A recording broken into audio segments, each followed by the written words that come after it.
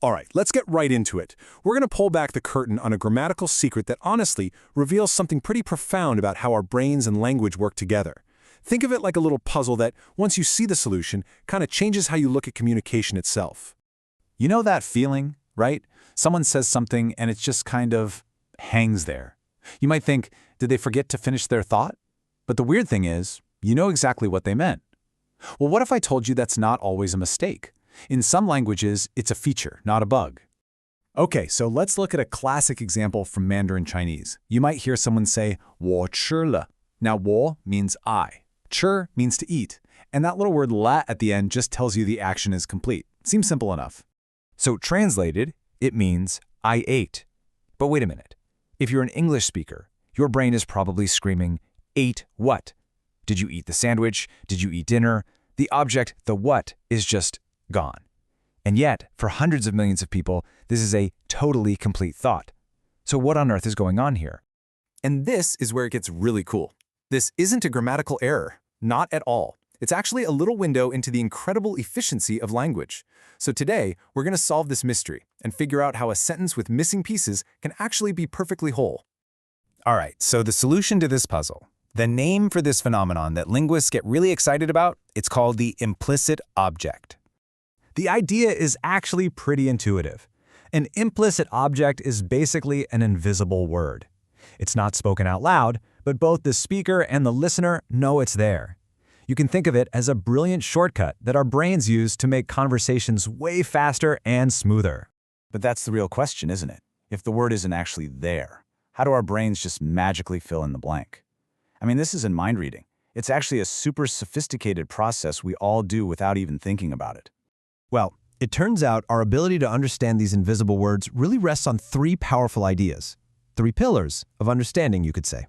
Let's break them down. First up, shared knowledge. It's simple. If I ask you, hey, have you had lunch yet? And you say, 我吃了, I ate. We both know we're talking about lunch. We share that context. Next, there's predictable meaning. Some verbs almost have the object built in. If you say the guitarist is playing, we all just assume they're playing a guitar. And finally, there's context and recoverability. The whole situation, where you are, what time it is, what you were just talking about, all of it provides clues that make the missing word obvious. It's all about being efficient. Okay, so enough with the theory. Let's see how this thing actually works out in the real world. Because this isn't just some abstract rule. It pops up in very specific, very logical situations. Take habitual expressions. If you say 다 장창치, you're talking about a habit. The whole point isn't what he eats, it's the action of eating often. You're commenting on his routine. The specific food is just irrelevant detail, so the language smartly just drops it. It's just clutter. Here's another great one. 他很会买 literally translates to, he is very able to buy. Again, the point isn't the specific things he buys. It's the skill of shopping itself. It means he's a savvy shopper, he knows how to find a good deal. The ability is the star of the show here, not the objects. Now this one is fantastic because it shows how emotion totally changes the game. Here, the speaker is expressing surprise, maybe a little annoyance. The real message isn't, you're still eating the pizza. The message is, wow, the act of you eating is still happening. The emotion is tied to the action, making the object totally secondary. And this one is all about rhythm and flow. This yo structure is used to talk about a whole bunch of activities happening. We ate and we drank.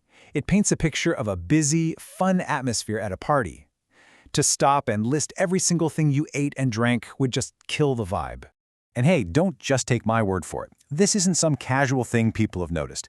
This is a well-documented phenomenon. You've got linguistic research, like this paper here, that analyzes exactly when and why these objects can just disappear. It shows it's a systematic, rule-governed part of the language. So, let's zoom out for a second. What does all of this actually tell us? Why does a little missing word matter so much?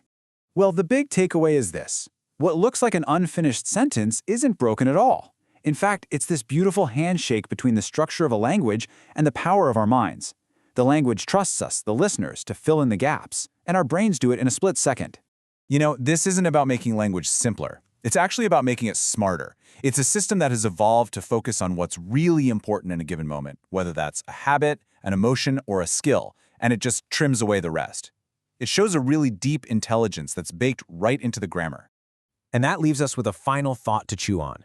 This idea of dropping the obvious stuff isn't just a Chinese thing. Every single language has its own clever shortcuts, its own invisible words.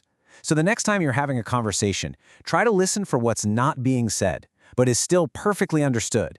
You might be surprised at the secret rules your own language is using all the time.